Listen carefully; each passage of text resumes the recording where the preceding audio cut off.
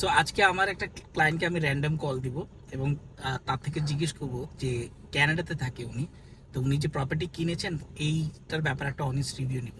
আমি ওনাকে বলিনি যে আমি আসলে ভিডিও করছি, but let me try to connect him. জি ভাই, আসসালামু আলাইকুম, কি অবস্থা, কেমন আছেন? আমি অ্যাজ অ্যান এজেন্ট আপনাকে কতটুকু হেল্প করতে পেরেছি এই বিষয়ে যদি একটু বলেন, তাহলে আমি একটু আসলে আমার নিজের ফিডব্যাকগুলো নিচ্ছি, তো এটা আমার জন্য উপকার হবে।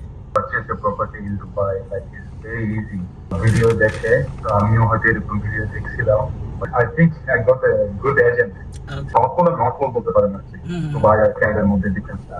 আমি এটা সেন্স করতেছি, দুবাইতে ইটস ইজি।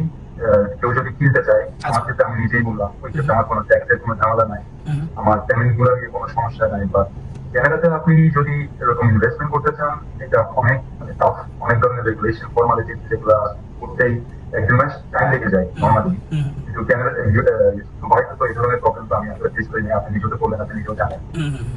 আমাদের তো অনেক ইজি মনে হলো। ট্যাক্সের বিষয়টা আপনি অনেক লাইক করেছিলেন যে জিরো ট্যাক্সেস এখানে।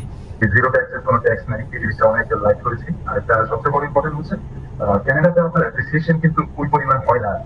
আপনারা তো জানেন কানাডাতে তো বর্তমান হাউসিং ক্রাইসিস চলতেছে। হাউসিং ক্রাইসিসের মধ্যেও রিয়েল এস্টেট কোনো বুমিং করে নাই যেভাবে বুমিং করা দরকার ছিল। আচ্ছা ভাইয়া, লাস্টলি একটা কোশ্চেন করবো যে will you recommend me to your friends and family? Honest একটা রিভিউ দিবেন নাকি? আমার ভাই, আমি এই জায়গাটাতে ভেরি অনেস্ট ফিডব্যাক যেটা আমি বলবো, আমি নিজে তো খুব ভালো মানে আপনার কাছ থেকে সার্ভিস পেয়েছি এবং এটা আমি উইদাউট এনি ডাউট। আমি অবভিয়াসলি আমার যে ফ্রেন্ডস অনেকে তো আসলে দুবাই যে বুমিং রিয়েল এস্টেট ইন্ডাস্ট্রি, সবাই তো আসলে ইনভেস্ট করতে চাই ওখানে। তারপরেও আমি ওখানে যারা ইনভেস্ট করতে চাই, তো আমি অনেস্টলি আপনাকে রিকমেন্ড করি আর কি, অলওয়েজ মানে আমাদের যারা খুব ক্লোজ আছে আর কি, ওদেরকে আর কি।